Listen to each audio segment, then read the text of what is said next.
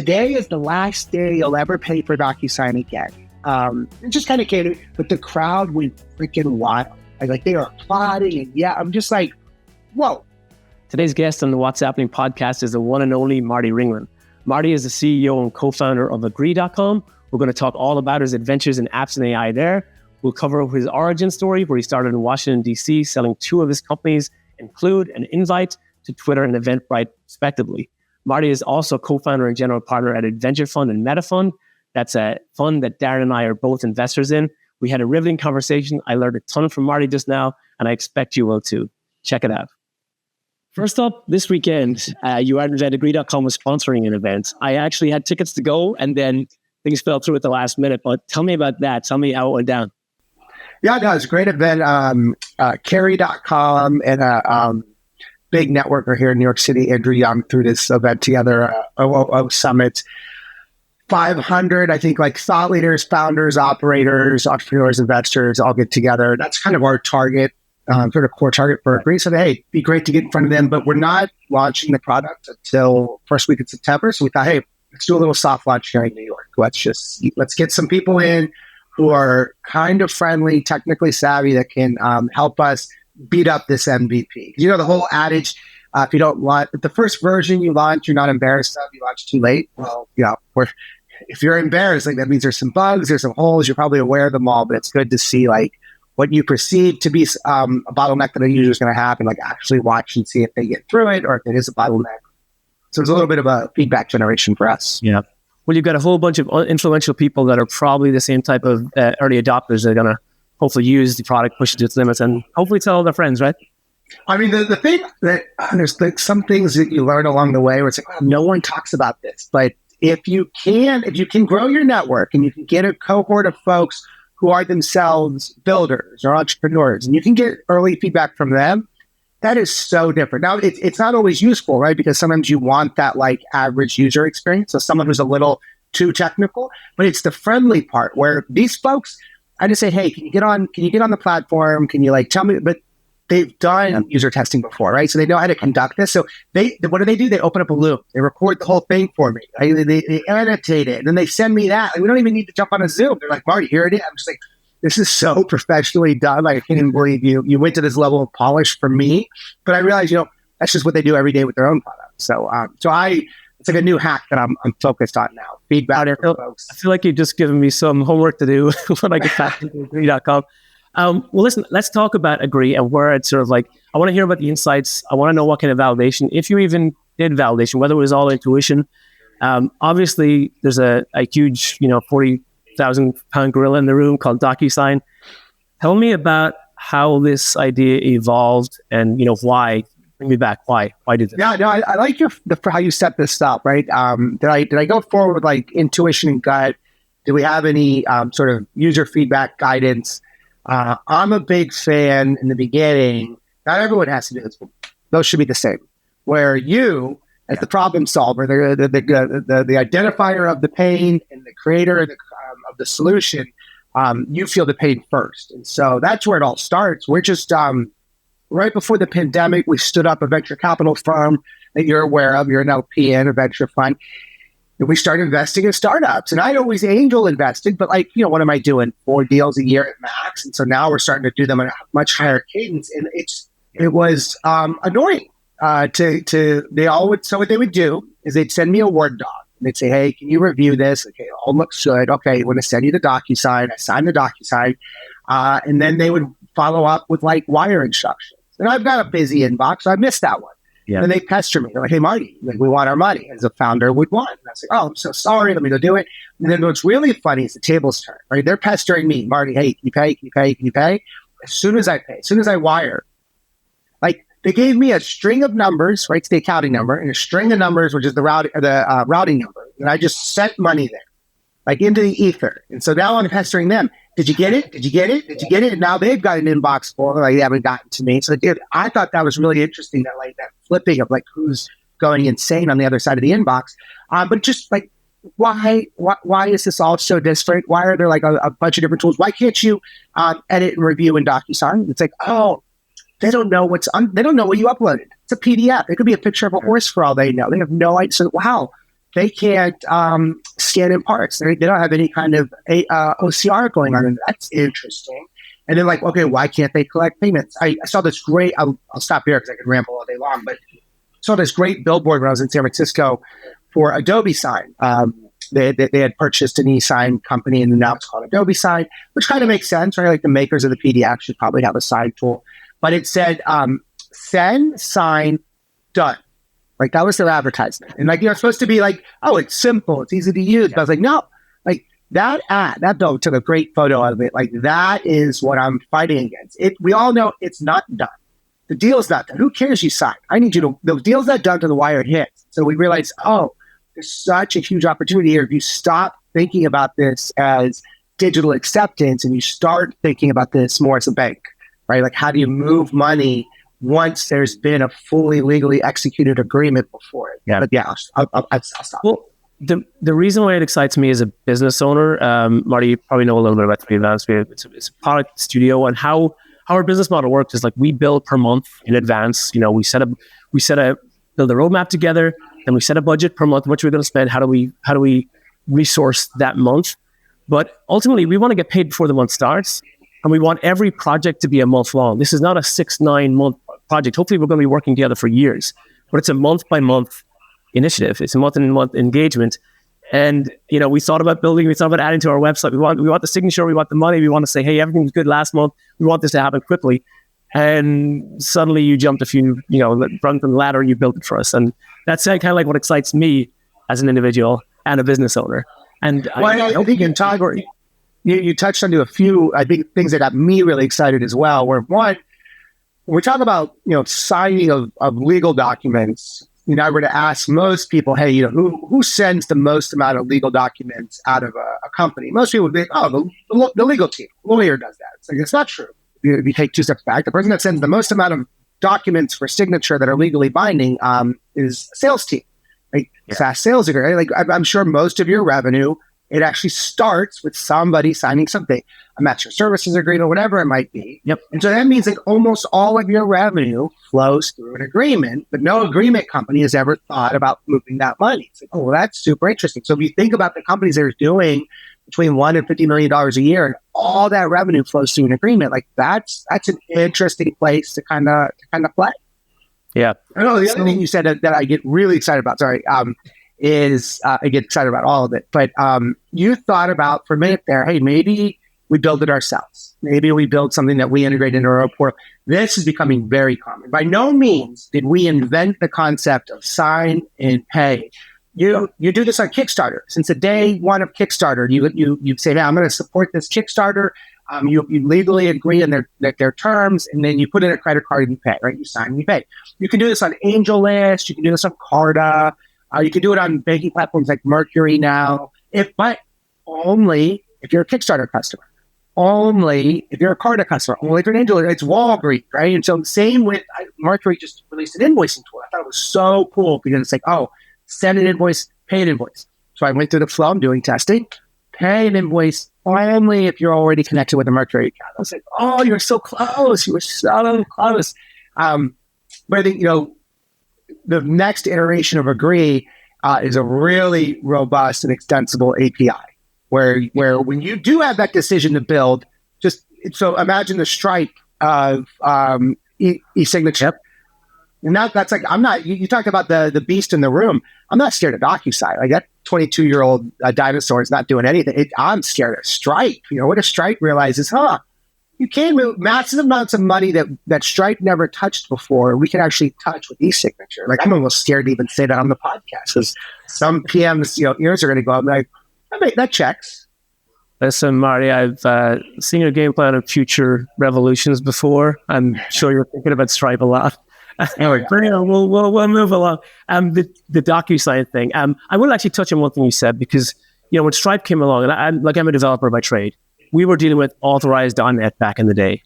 And it's a really perfect analogy to talk about authorized.net to Stripe and then DocuSign with their, how many employees, to agree. 12,000, I think. There was a meme floating around about that a while ago.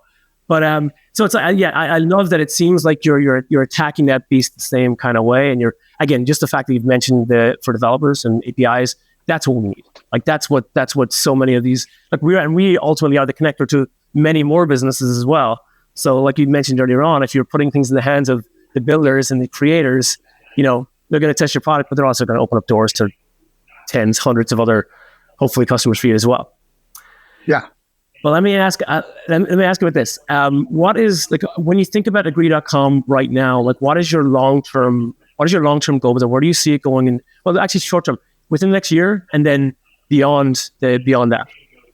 Yeah. So the next year, let's just say this August of 2025. Well, even by the end of 2024, the goal is we're a new company. It's kicked off beginning of the year, raised a little bit of venture capital funding. We've been building. We kind of raised on a vision and a team, and so we're launching the first version, which is all thing you iteratively launch, right? You don't build perfection. So first version will be a little light for some folks and like massive step forward for other folks. So now the massive step forward, mostly the long tail. Your one-off NDA, your wedding photographer, independent freelance graphic designer. I would want to hope that like your MSA fits the bill. You might have some complex billing that like we're not ready for yet. You might have some rules engines around how you do recurring. You might have like discount rates and other kind of things. Like, hey, we get it. We know. Like we got to build it. My hope is that by the end of January or by January 2025, all of that, which we kind of call our enterprise version, which is more, it's less about e-signature, it's more about AR, AP automations. It's all about like moving of revenue. That's all in place. And then going into August, we should have all the integrations you could ever want. Obviously, we'll integrate into things like QuickBooks and Xero for accounting, but like integrating into Salesforce is like a never-ending task. Like you do it, and then like you're just never done because Salesforce is such a big piece. But it's a critical piece of infrastructure for folks. Then we talked about the API, and then it's everything you could need end to end to sign and move money. And so there's only sort of improvements and iterations therefore, but like the product in terms of how it meets the vision, where anyone who moves most of the revenue through their organization can use the platform. Now, candidly, even by this time next year, like we're not going to have the feature set that like a Fortune 500 and above is going to need. They're going to have a little bit. They're going to do a little bit more on the document management side, a little bit more on the revenue optimization side. But like most of the things will be there, and we'll be on our path there. Yeah, I think that's 25 going to 26. It just there's all startup founders kind of world domination. Anybody and everybody should be using the product. Yeah, well, there's one I want to get into before we jump off Agree.com, which I'm sure we'll get back in and out of all day. I want to talk about tech stack and team. So before that though, actually, one of the things you mentioned I want to pick up on was, it's not always the lawyers that are sending the contracts. Like for us, like our MSA is solid. Like it's very rare we move our MSA. Our SOWs are super simple. But is there any plans to have and again, everyone has an assistant these days, but can you give us a legal assistant that will help me make decisions or at least advise me in decisions in real time with what we're trying to do? Like I'll go to a lawyer when I need to make sure, but give me a bit of advice early on. What you're kind of asking in a more sophisticated way is, but you're asking, Marty, what's the AI play here, right? That's who would do this. So, which again, it's 2024. 10% of your audience is going to roll their eyes. I knew he was going to say it, but you can't build. It's like 1994 building and not say the internet, or you're building on the internet. You're building something technical. So now you are building with AI. And you figure out where's it appropriate for us. The first, I'll answer because that's a fun topic for me. The first big unlock here, I kind of made fun of DocuSign. Like, hey, they don't know what's under the hood. They don't know if it's a horse or what's in that PDF. Yeah. It's because it's a really hard problem to solve. Some of you are thinking, some of the more technical people are like, oh no, it's just OCR. But yeah, OCR up until we met our little friend, generative AI in summer of 2020, thanks to OpenAI, was never 100% perfect. It's like 80% at best. I think that's what Google's OCR product was getting at. It's for financial services. That's just bad. Like for anyone that is playing with ChatGPT over the last 2 years, it does a really good job of giving you like a pretty good summary. Like, hey, this is what this means. It's more than enough than most of us need. But if I want to get down to the pixel, where I need to know that you can't summarize where a decimal place goes in a numerical number that's a financial number, right? You can't guess on a comma placement because 3,000 is way different than 30,000, which is way different than 300,000, right? It's got to be accurate down to 100%. Like there's no room for error. But when you do take Gen AI, you put it on top of OCR, and you get, we're not at 100%, but you get darn near close, right? So you still need some human review, which I still think stands with almost anything Gen AI does. Like you still need a human in the loop to kind of do last mile cleanup. So that being said, like that's where like we get really excited. And yeah, once you upload, the common example we use is for any founders raising, and put your YC safe in. If you're a first-time founder, it's just a lot of, I don't know what this discount rate means or how to calculate it. It seems so convoluted. Like you should be able to, one, those should just pop out. Two, you should be able to ask prompted questions. I want to prompt against, for you, your MSA, all your stuff. I want you to prompt against your entire catalog. Hey, what was you got a sales team, what was the average discount rate they gave last year? 12.2%. Who were the anomalies in there? I also wanted to send, why are PDFs or contracts, why are they, in the crypto world, they have this term smart contract. I'm kind of bummed they own that term because it's such a good term. But why are PDFs so inversely such dumb contracts? I want to know that hey, there's a renewal coming up. Hey, that contract you signed with Marty 11 months ago, it's coming up for renewal in 12 months. You've probably manually put that into Salesforce somewhere. But even Marty is signing, I didn't use Salesforce to do business with you. You use Salesforce to manage your entire business. I want to be reminded that my annual contract is about to renew. What I want to be reminded of is that NDA you had me sign 2.5 years ago, it expires. I mean, not that I care, but we're not under NDA anymore. That's kind of cool to know. People's lease agreements, I always think, for where you live, your residential lease, when I signed the lease on March 1st, I can never remember. Does the lease end March 31st or February 28th? When was my term actually up? Or I know it's not March 1st. And so I would just, what I didn't know was in that lease, section 8.1 said, hey, if you're going to not renew, you have to tell the landlord in writing 30 days before. I didn't remember when I read that 11 months ago. Right? I think something should tell me, hey, 11 months before, Marty, there's a deadline for a thing you sign that you should be aware of. But that's all on the creator side. I'd love on the signer side. If we were doing an investment in a startup and you use the common YC say, if you change something, just kind of I want to know you changed something. Why is there not basic version control? In any of these platforms, just modern day stuff. You're again, DocuSign's 22 years old, but I should be able to see that you made a change, what that change was, and I'd love to know what does the change mean for you and what does it mean for me. Right? In a legal document, it means two radically different things. Right? And, a non-compete in the District of Columbia means something completely different than a non-compete in the state of California, where it's basically null and void. So there's no point even signing this. But so if I send you the non-compete, and it's in one place, and you change it to another, it's going to have meaningful impact. And I'd want to know what that was. Yeah, that's fascinating. You're touching on a whole bunch of stuff that we're working on as well with Gen AI, and even just the nature of multimodal LLM. I don't know about you, but we have had fascinating results with both OCR, structured data, and images, and using all of these things together to push into the model and get some answers, and having surprising results at some point, and also spectacular ones. I think that's going to be revolutionized across the board in every industry with contracts and agreements and applications and all kinds of crazy things. But let me talk about. I have to ask you this because I jumped on with Darren, who he's another LP in a venture fund. Darren's my CTO. He's curious about the tech stack and the team. First, what's your core team? Have they followed you around from business to business over the years? And then what's your stack? What are you building Agree.com on? Yeah, most of the gang. It's an old gang from the old days. So we've known each other for I think the oldest person on the team that I've known them for 15 years. The youngest, I've known them for 7 years. So just constantly bringing the old gang back together. And the tech stack. So, again, 2024, everything's kind of built on React, some way, fashion. So we're no different. Where it gets really interesting is what we just talked about with the OCR and the parsing. And so we're using, this is where it starts to, I started my career as a designer, front-end developer. And so but many years ago, I've distanced myself from actually writing any kind of things. Everyone else is happy of that. But to the point now where I don't know, I know the word, but I have no idea what it does. So I do know because we're hiring for a full stack engineer now. The magic that's happening back there on our side is all powered by Elixir, which you're probably familiar with, and then Phoenix Live View on that. And that's how we do a lot of this, like upload and parsing. So let me ask, who is your tech guy? Yeah, Evan Douglas. So Evan, there's a really, let's just do a fun story. I had a company that when I first met you, called Include.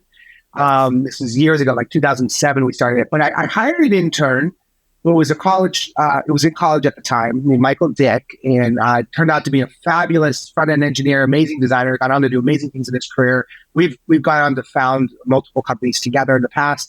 But back then, when Michael was done with his internship, we wanted to keep working with him, but he's going back to college. We said, hey, you're down with like moonlighting and freelancing. Let's keep the party going. He's like, yeah, sure.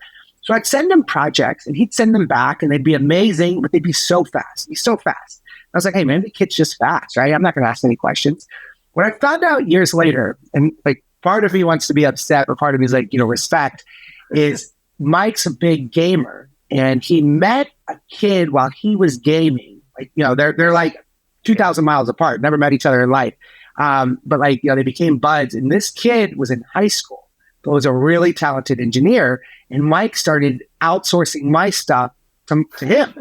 And so unbeknownst to me, this kid obviously is Evan. I didn't know that I'd been working with Evan for years until like one day we're going to start a new company called Envite and eventually sell it to Eventbrite. But I'm telling Mike, hey, I'm building a team. You want in? He's like, hey, I'm in. But I'm like, hey, I need somebody really on the back end. Like we got a whole bunch of really strong front end guys. There's a lot we can do there, but like really need, kind of that CTO level person. He's like, okay, Marty, I know a guy, but I have to tell you something first. And this is like it's been like 9 years. And Mike finally comes clean. But then I'm like, all right, kind of, I respect. But then I meet Evan and we've been working together ever since. Evan and Mike went on to start a startup over during COVID. And they were like, getting my advice because we're very close. I'm like, I'm in, first check in and then I got to roll up my sleeve. I'm doing a bunch of product stuff. That company ends up getting acquired by Brex. And then Brex, and it's only two of them, right? And then me, kind of playing product on the side, but Brex wanted kind of a full stack team. So, okay, we'll do the deal, but Marty's got to come. So I'm like, hey, the pandemic, you're not doing anything else. Yes, sure. Yeah. I'll hang out at Brex. And I've done a lot of fintech stuff before, but never like worked at like a neobank or, So I really like, for me, it's like, okay, this is going to be fun. And I think I'm just going to learn a lot. And that's actually what happened. Like Mike, Evan, and I, our time at Brex, we learned about all these crazy things that we use now at a great, like money transmitter licenses, partner banks, just AR AP automation. We built the reason they acquired us was to build out their whole expense management suite. So we learned a lot about AR AP automation behind the scenes there. And we took that knowledge into a great. But Evan is the answer to your question. That's fascinating because I hand to God here, I didn't realize you were at Brex till I skipped through your LinkedIn again just to freshen up, and I was like, "What? When did that happen?" It was for me like they gave us a task. I wasn't there that long. They said, "Hey, we need you to build expense management," and this was the whole like cliche, quintessential startup within a startup. They said, "Well, you have 90 days to do it from 0 to 1." And I was like, "Hey." That's something worse than that. Let's do it. Let's build it. And they gave us a metric for how we would determine kind of quote unquote product market fit. And it was like a little challenge. And they were going to have like a team audience where we had to kind of present. And it was a pretty big team. I think they gave us like 12 engineers. And then we just went. And then, long story short, we did it. We succeeded. We built it. I did my time. And then I was like, okay, let's go see what's next. Great. Well, listen, I want to get into a little bit of Adventure Fund. But before that, I do want to learn with Agree.com. Like, how did you set up the business to begin with? What was it like? Where did you get your investors? Like, what did you put in yourself? How could you get it? How did you actually get it off the ground and decide, listen, now we're going to it. We have this team. We're 100% all in. What's the cap table look like? Yeah. So, if you go back far, this one's a little like kind of, it sounds like a complicated story, but it's not. We've just been noodling on the idea since like 2019. So by the time we're kicking off Meta Fund, Adventure Fund, our first VC funds, we're thinking, obviously we need an investment thesis. We knew we were early stage. We knew there were some categories that we'd like. Most of our LPs are engineers. So we're like, okay, developer tools would be a big one because people forget in VC, you have a customer, the LP. And, you as an LP in the fund, you want to know that you're invested in things you're interested in. And this is like no VC will ever say this, but at some part, you kind of want to go to a networking event or a cocktail party and you want to kind of brag. Hey, I'm an investor in XYZ company. So like those, one kind of great founders, cool companies doing cool things, but in spaces we care about. So Will and I, part of that thesis, we said, hey, we're product people, we're founders. Let's theorize about things that feel broken that someone at some point will inevitably fix. And let's go find founders fixing them. Let's just invest in them. So one of the things when we're sending out a bunch of these tapes, we're like, hey, I think, we're over coffee. I'm like, isn't it weird that like DocuSign ends here? They sever the relationship, sign document. Don't ever come to this product again until you have something to sign. Like, I was a product person. I'd try to figure out how to re-engage someone, how to like connect those, not to sever the relationship. So we're just like shooting the shit. And I'm just like, yeah, and so it's like, okay, why don't they do it? What if you did it? And then it's like, well, if somebody did it, what would it look like? How would it work? And then, through that process, we're constantly looking for founders. We met a few building e-signature platforms and we didn't love what they were doing, but we said, one of them, we loved the team and we just took them aside and said, if you build this with money movement, we're in. Like, we're in for a check. Obviously they never ended up doing it. And then we got to a point where that was 2019. Now you fast forward to 2024, January. So we're thinking what we're going to do next. We can raise another fund because we just closed the last fund, and then that's fundraising. And at this point, I had already kind of exhausted my personal network. So it means I need to go like be a big boy about this. I need to like go find strangers who will like invest in the fund. It's like, well, it's going to be a lot of work. I don't know. I like just hitting up my buddy Paul and then his friends to see like, hey, who's in, who's excited. But we're like, well, if we're going to do all that cooling work, like just fundraise for a startup. That's more fun. And we like building. It's like, well, what would we build? We had a lot of some ideas. But Agria was always the big one. We had a name for it.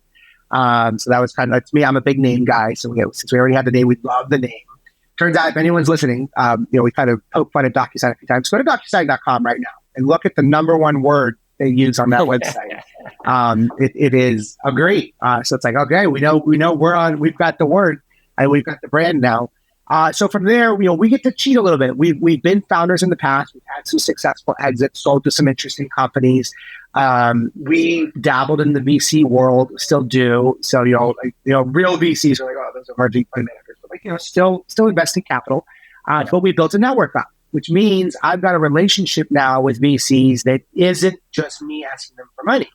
And so that's the ultimate flex here. Like I get to go to a buddy and be like, hey, I'm doing something cool without asking for money. And he can tell me I'm in or I'm out because he knows what it means when I say that. Whereas most people, especially first-time founders, first time they ever talk to this human, they're asking, like, what a weird relationship, right? First time I meet you, I'm asking you for money. It'd be cool if you could create an environment where, like, you've hung out with them for a couple of years before that ask ever comes around. So huge privilege on that side from our end. But that means when Will and I, we thought, hey, let's tinker. Let's, let me design a few interfaces. Let's build a prototype. Let's play with ourselves. User equals 1. And then let's like throw it to some people, throw it in a quick deck, 10 slides and get an appetite. Very first coffee meeting I had with a man named Simon here in New York. I just float by he's like, what are you up to, Marty? He's like, all right, you want something crazy? I got something I want. He ends that coffee meeting with saying, like, I'm in. I'm like, what are you talking about? Like, I want to invest. It's like, I'm not fundraising, but I am now. So I go to Will and I say, hey, Will, I got our first check if we want to do this. And so we just turned it on. 3 weeks later, we closed the whole $3 million round, which is, certainly better founders than me that could do it even faster. But like, I think all things considered, most people be like, that's pretty aggressive and fast, but only because we get this benefit of pre-existing network, already have a prototype that works. And the prototype just did one thing. It only did one agreement. It was a YC safe. It was our own safe. So it's not like anyone could use it. Like it did our one safe with our one term. So like all the constraints are small, the variables are small. But the coolest thing about this story for any entrepreneurs in the audience is everyone always wants to see a demo. We flexed a little and told them that the demo is using the product. And the way they get to use the product is they have to sign as an investor. And what I got to say was, I got to eat my own dog food here. If you can't get it to work, if you can't sign, you can't invest. Like you wouldn't want to invest. And they all thought that was funny. Yeah, but like there were 8 institutionals. They all went through. And one of them was NEA, big, huge fund. And their corporate counsel has to execute this. And so I'm kind of scared shitless. Like this is like a lawyer that went to real law school, works at a real place, it works with real legal documents every day, is going to use my digital acceptance plan for the first time. I'm honestly expecting an email to come back. You're like, what kind of joke of a thing is this? Please send me your DocuSign, or we're out. Saw the product. No way. Send it to them. I'd say like, I don't know, 13 hours later, I get an email fully executed. It's like, all right, they used it. Yeah. Didn't need a user guide. Didn't need any help. I mean, you're wrapping up the fundraising and pitching with your product skills, which is something I've been interested in as well. Because I have a good friend who spent the last year fundraising, and it has taken him away from his business. It's taken away from his business because he's focused on raising money because it's been so difficult this past year. Now what he should be doing is work on the product.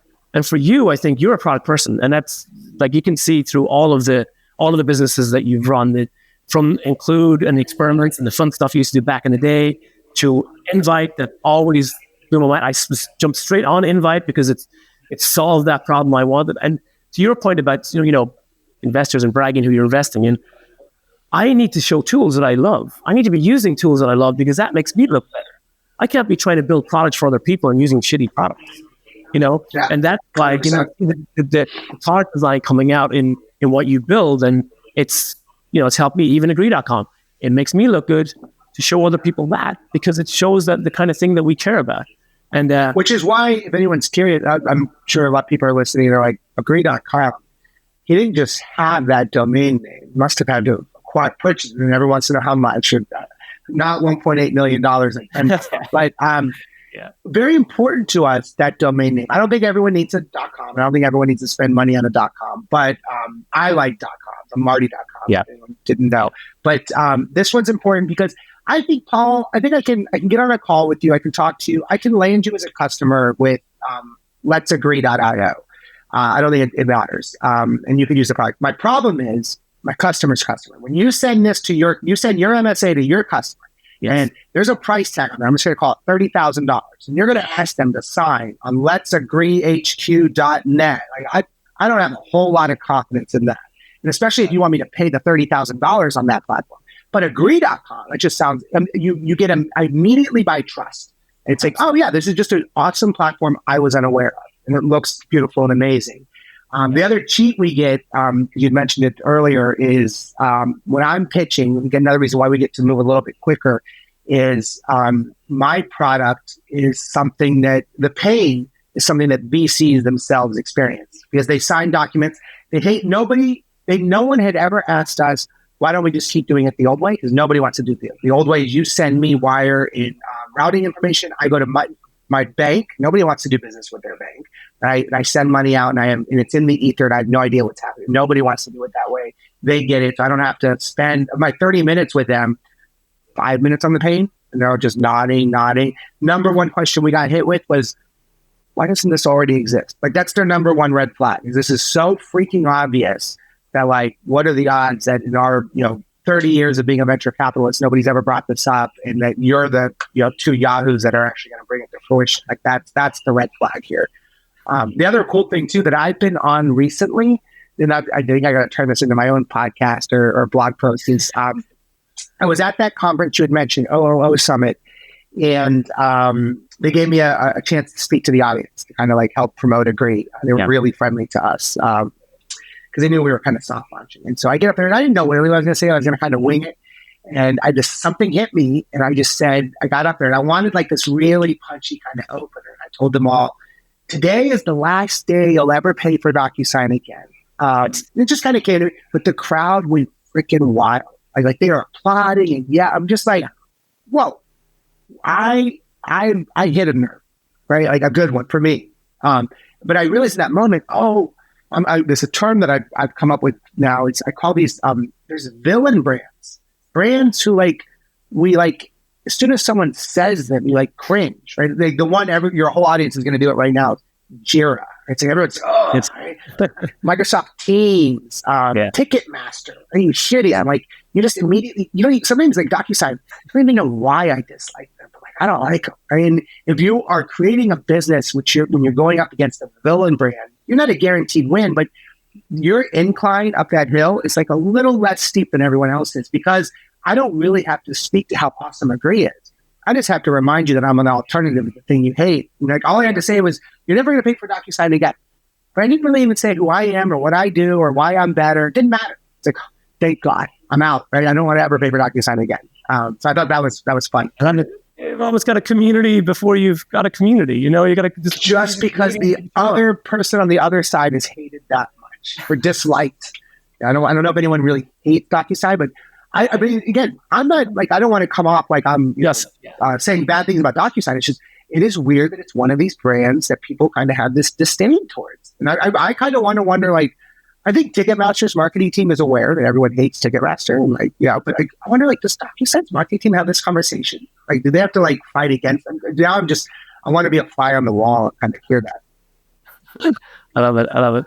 Well, listen, Marty, I do want to talk, before we wrap it up, I do want to get into Adventure Fund. I want to get into your, you've sort of, I guess you changed the direction of your career, I guess, at some point a few years ago when you decided to create this fund. I think you started Meta Funds, which I joined, and then a follow-up with Venture Fund.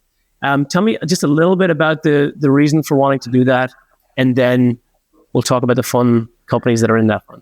Yeah, and I'll go quick. The origin story is I sold my first company to Twitter in 2012. That gives me the benefit of a little bit of disposable income, but I'm also, it places me in San Francisco at a pretty unique time.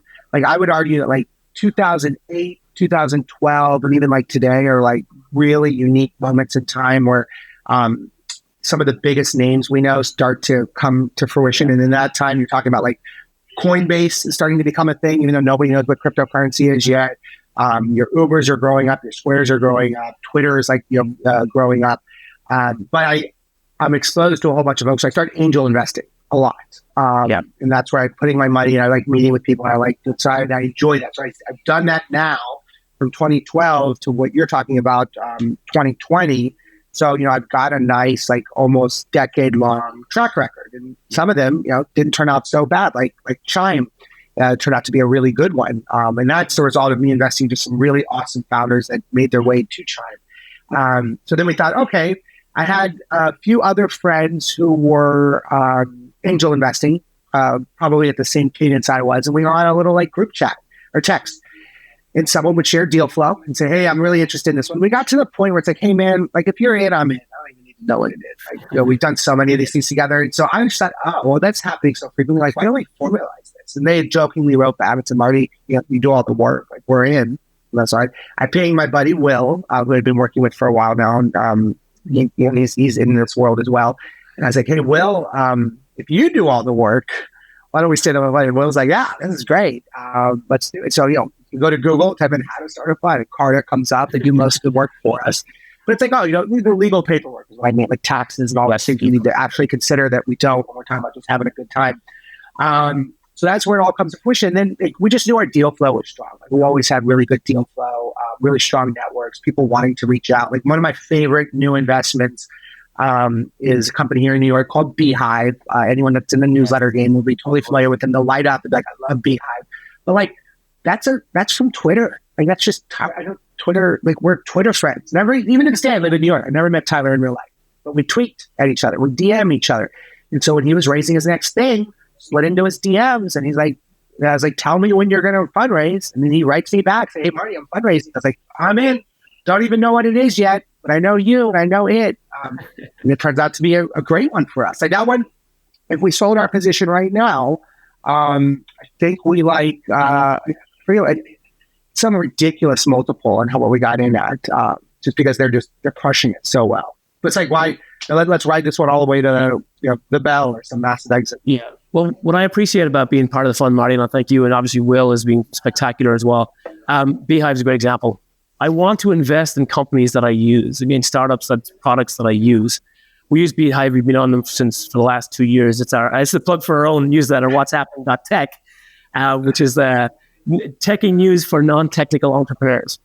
But we use Beehive every week. I love it. And it makes me so proud to tell people that not only do we use this platform, and I'm telling people all about it anyway, but we're actually investors in it, which is really, really exciting. Tyler's awesome.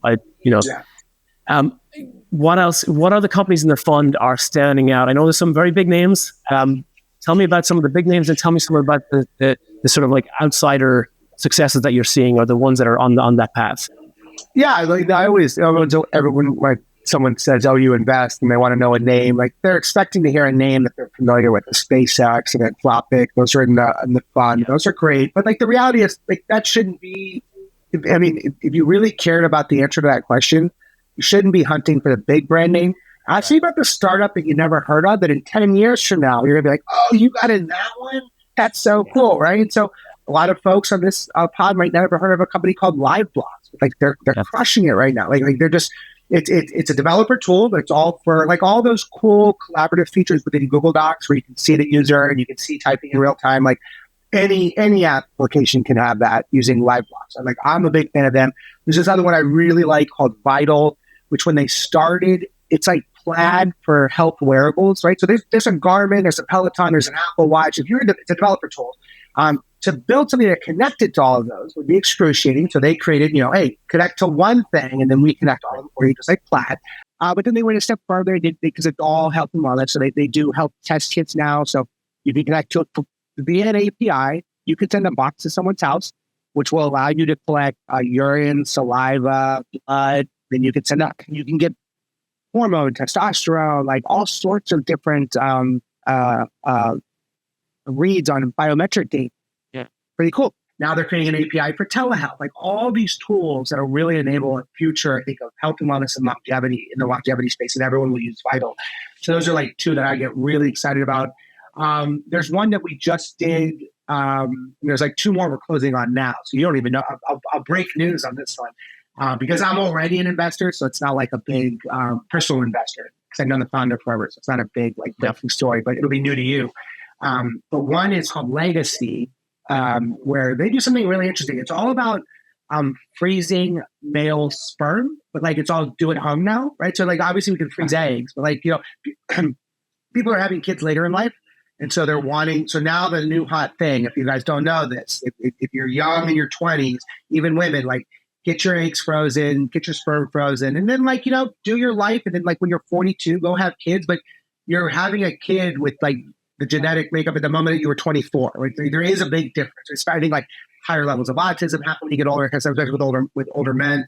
But all that aside, what I thought was interesting is like, I don't know if I want to be in the sperm business. That doesn't sound as cool, but I love the guy's pitch and like the unit economics in the business. But he was telling me at the end of the day, like this is a storage play. Like that's where you make all your money. Right? It's not the collecting of the sperm, it's the holding of it. The fact that you at 24 to 44, that's 20 years as a monthly B2B SaaS subscription that you can't get out of, because if you stop paying it kills it. Right? Yeah. You're kind of vendor locked in for like 10 to 20 years. I'm like, nobody has that kind of vendor lock. That's fucking incredible. And the only thing that would kill this business if the trend goes back. We all start like getting married at 20 and having kids at 22, which is very common. So if we go back there, why would you freeze things? So excited about them. And then the breaking one for you is a robotics company where I know the founder very well since my old VC days. You probably read into it a few events back in the day, don't even remember. His name's Eric Lippman, but he's got a company called Escape, and it's robotic massages. And so the idea, it doesn't displace high-end masseuse, right? Like the ones you're paying thousands of dollars for.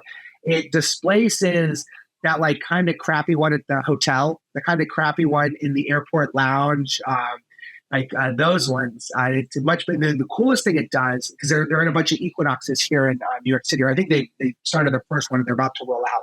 But it remembers you, right? So it has the sensitivity to know, and it's also the pads on the robot are heated, so like it's very like human-like.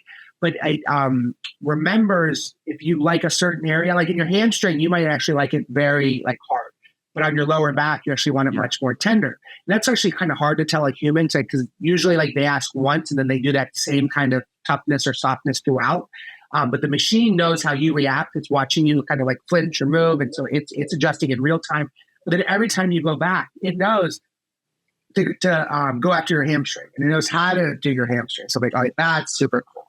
It's what I'm really excited about. So I think we're all going to have an ASK massage soon. Have you tried it out yet? Have you seen the demo, or have you actually used it yet? I've seen the demo because they're all over there. I mean, they've been in the news like left and right. Like Eric's killed it with the press recently. So you just turn on CNBC or NBC, you're going to see them in the news featured. And then they're all over New York now. But I have not yet. Like I've never. This is what's funny. Invest in things that you use. Like I've never been myself in the massage. But he's invited me a few times, so I just got to clear out the calendar and go. Well, before we wrap up, I want to ask one thing. You've obviously been in New York for the last few years. What advice or what would you like to happen here in Washington D.C. In the startup community that is, it's obviously bigger, more money, everything's more happening in New York. But is there anything that you've seen in New York that you wish was happening more in D.C.? Yeah, when you and I were coming up, like the scene was good. There were a lot of people wanting to build, wanting to think about like how you would, whatever cliche word you want to use, but disrupt or transform, but like, think differently, change a mental model. I'm not seeing that as much anymore. I'm seeing a lot of like, oh, let me just go follow a playbook that somebody else put into place and be one of those, be a creator or be an entrepreneur, but like not like doing anything unique. Okay, so I want to see a little bit more of that. So I miss that hunger that I used to see down in DC. It does feel like, so I'm obviously living in New York now, but that the downtown area, like post-COVID, hasn't really come back yet. Whereas like, you need those hubs, right? Like you work from home all day long. Like we'll get into that, but like you need to bring people together. And people want to come together, and then they should want to talk about really big ideas and big things. And then they should be really encouraging and supportive of each other, as opposed to like, oh, let me tell you a million reasons why that won't work. Let me just tell you the one of all the things I didn't like about what you said. Let me just harp on the one thing I really loved that you did say. I feel like that kind of conversation's gotten lost a little bit. DC, like it's always tough to ask that question during an election cycle year, because now it's like DC's just all about the friggin' election. But like, I'm also I'm part of the problem here with being a presidential innovation fellow, but like that group did so well. They took a little air out of the tech scene, I think, where everyone was just kind of went to USDS and GSA. And so we lost a lot of good, I think, kind of independent thinkers to like, hey, it's good that they're in the government. It's good they're making government services better. But like from the spirit of your question, like the entrepreneurial community, like we lost some of those. And you see that in DC a bit, where one entity comes on a cycle, it takes all the air out of the room. If I go back far enough, we go way back, AOL did it, took all the energy out of the room. So anyone who could have done anything on their own got sucked into AOL because it was the hub. Then related to AOL, Steve Case did it again with Revolution Health, took all the energy out of the room. That energy ended up going into Living Social, and everyone kind of jumped there. They took all the energy out of the room. Then Capital One took all the energy out of the room. And everyone listening is like, oh, yeah. Everyone I know works at Capital One. They used to work at Living Social. They used to work at AOL. You just follow their LinkedIn trail. So then and then USDS and those guys, not in a bad way. You need Capital One. They do great things, but like they suck the entrepreneurial energy out, because they make a great place to work with a great salary, with a great benefit. So it's secure. I get it. But you haven't even mentioned Amazon in that list, which came along to take everyone away from Capital One again. But yeah, no, I feel these things go in cycles as well, because there are a lot of people that'll go in somewhere like Amazon, be there a couple of years, and hopefully come out with some more entrepreneurial spirit. And I do see it in the cycles. Like I know DC Startup Week has been going for the last few years, and it is building in momentum. And there are a lot of really great people over there doing some amazing things. But it is a cycle. Like there was the skill that was like 10 years ago, and then I'd say there was a little gap between like 2015 towards like 2018, 2019, and the pandemic just threw everything upside down. But I'm excited about the future here. We have, we have a few clients in DC at this point. Most of them are all over, as you can imagine. But it is we're trying to get as active as we used to be, Marty. And when you were around the block, and I'm trying to encourage as many people as possible to get back in and get out there and do stuff. Well, I was gonna say, when you come across something kind of like an OO summit, hit me up. I'm a train right away. We're trying to, it's like now I'm kind of like both old school Marty where I just want to help the community, but now I'm also like capitalist Marty. It's like, oh, this is an audience I could get in front of and tell them about agree. So, hey, two birds, one stone. If I can help a community and that community happens to send and sign things, it'd be great to tell them about this cool new thing I'm launching. Well, I'll certainly be up in New York a lot more often. Actually, my latest fund is the Digital Irish Venture Fund, which we're investing in Irish startups that are coming over to the US. So it's like the cream of the crop are making their way here, trying to get some space, making tap a lot of smart people involved in that too. But that's my latest fun thing. And you will see me in New York very soon. And definitely keep me in the loop with any exciting that's going on, both with agree.com and any of those other events. Awesome, well, Marty, really appreciate you joining me. Thanks so much. I want to thank everybody for tuning in. It's another episode of What's Appening. We talked to Marty about his adventures in apps and AI. Podcast is brought to you by 3Advance. We're the apps and AI development team for startups. To learn more, go to 3advance.com. And obviously check out our newsletter, What's Appening. It's released every week. For now, thanks again, Marty, for joining me and everyone else. So much. Thank you.